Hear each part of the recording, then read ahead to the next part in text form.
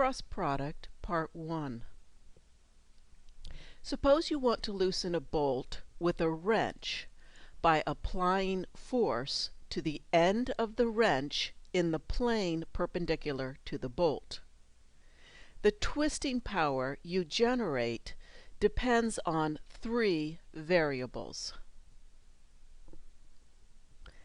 the magnitude of the force applied to the wrench, the length of the wrench, and the angle at which the force is applied to the wrench.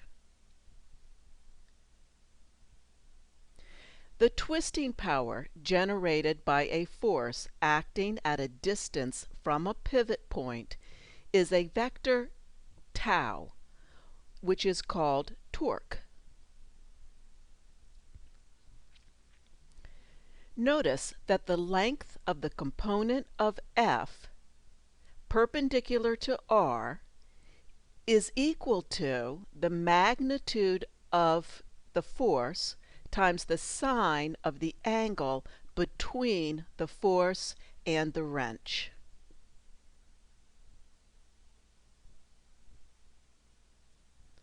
So the magnitude of the torque is equal to the length of the wrench times the magnitude of the force times the sine of the angle between the wrench and the force.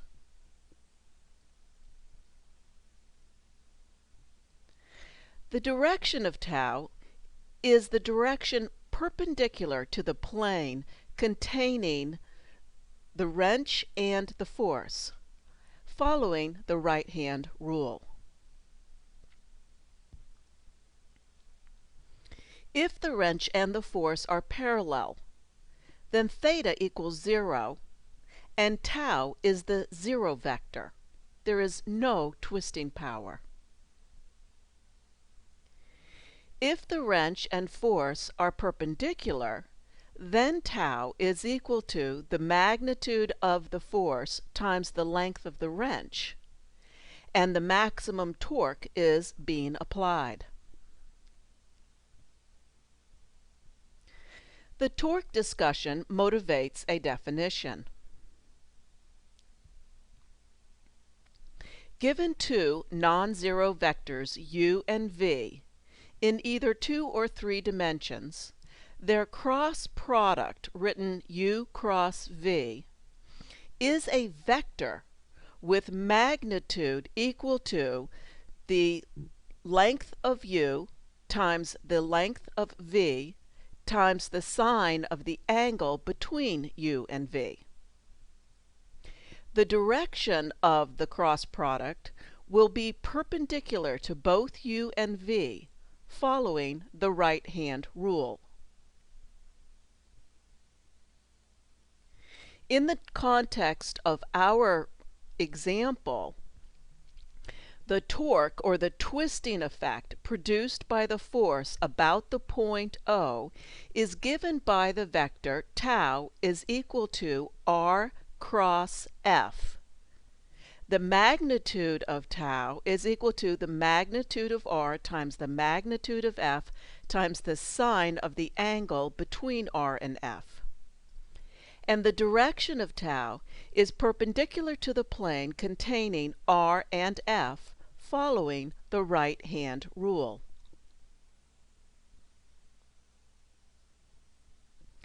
To find the direction of u cross v, position u and v tail to tail. Then let the fingers of your right hand curl from u towards v. Your thumb will be pointing in the direction of u cross v. Notice that the cross product is not commutative, and in fact b cross a is equal to the negative of a cross b. So it does matter which way you write it, whether you write it a cross b or b cross a. The magnitude of the cross product is the area of the parallelogram given by the vectors A and B. The vectors A and B are parallel if and only if their cross product is 0. If the cross product of vectors A and B is 0, then the direction of the vector A cross B is undefined.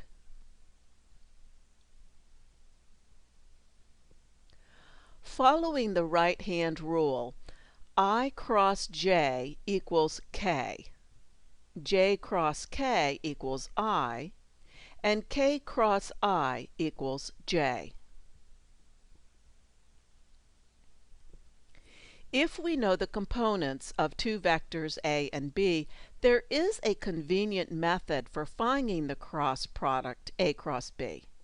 In Part 2, we will discuss that method and do some examples. Take care, and I'll see you then.